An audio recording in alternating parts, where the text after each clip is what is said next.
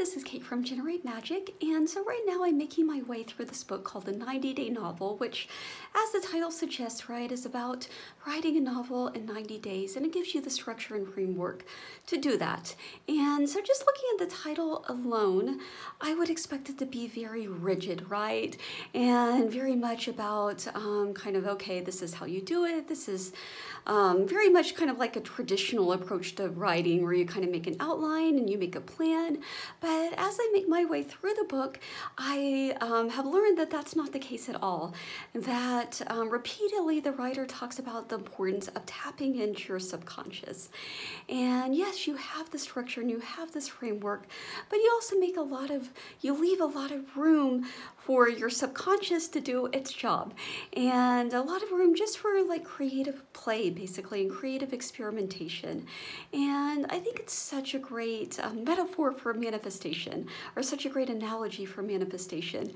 And specifically for what Maxwell Maltz talks about in psycho-cybernetics, where you have this goal or you have this desire, and so you form it in your mind, you have a very clear intention, and you have a very clear way that you go about visualizing it, right? And so it's this clear intention, this clear focus, but then you let your subconscious do its job. You don't try to control every aspect of the process. And when it comes to the actual bridge of events or bridge of circumstances that leads to your goal or desire being brought to fruition. And so in the same way, what the approach that this book is advocating is in the writing of your novel, right? You leave a lot of room for your subconscious to do its job. And I very much kind of see it like as a dance, right?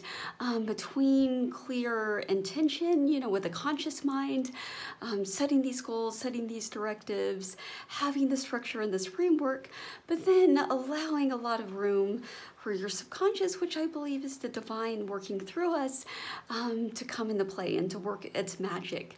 And it really brings a whole, like a lot of fun to the whole approach, right? And a lot of flow to the approach. And a lot of just room for growth and exploration. And the writer makes a very important point later, early on in the book. And a lot of it is very much, he uses the process of kind of questions to guide you into this sort of like exploration of how you want your book to unfold.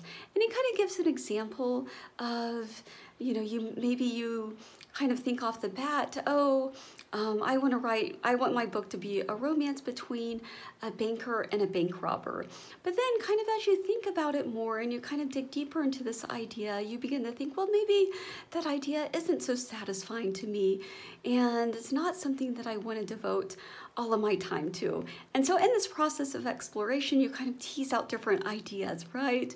Until you find the idea that really resonates with you and something that really just kind of, that drives you, right? And makes you like excited to want to work on the novel, because otherwise you make it halfway through it or all the way through it and decide it's not even an idea that you're very excited about. And I think sometimes when it comes to manifestation or even just kind of traditional, goal setting, right? And pursuing our goals, sometimes we get tied up into this rigidity.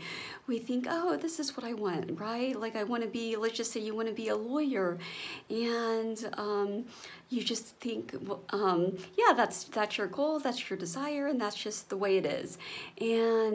But then in the process of pursuing it, you start becoming bored with the whole thing and bored with the whole idea, especially if it's something a lot of times we kind of get passed down. These ideas get passed down to us through programming, right? Or maybe through family pressure or through friends. And it's not even really your own organic desire. It's not a desire that's coming from the heart.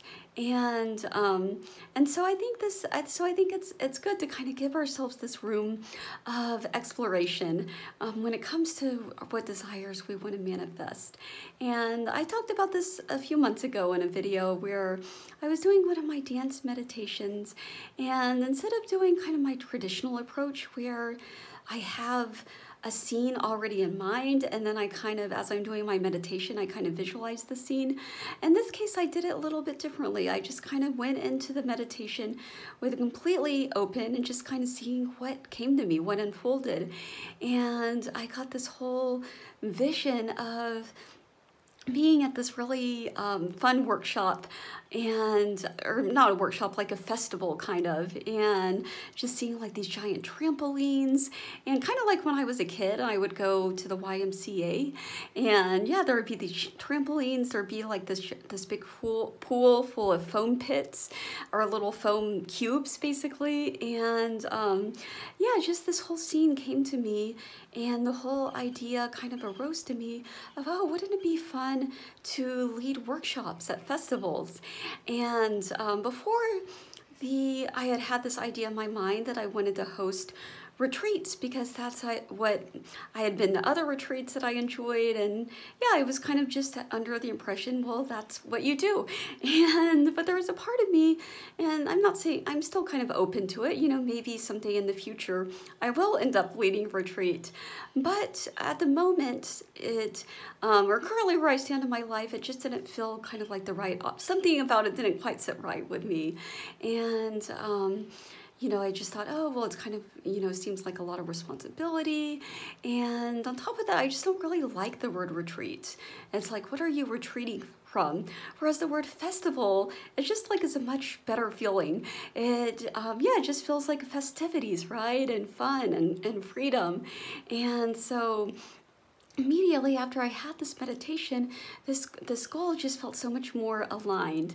And so this was just a reminder, reading this passage in the book, that it's important to give yourself this room for exploration and for, yeah, just for play when it comes to pursuing your goals and your desires.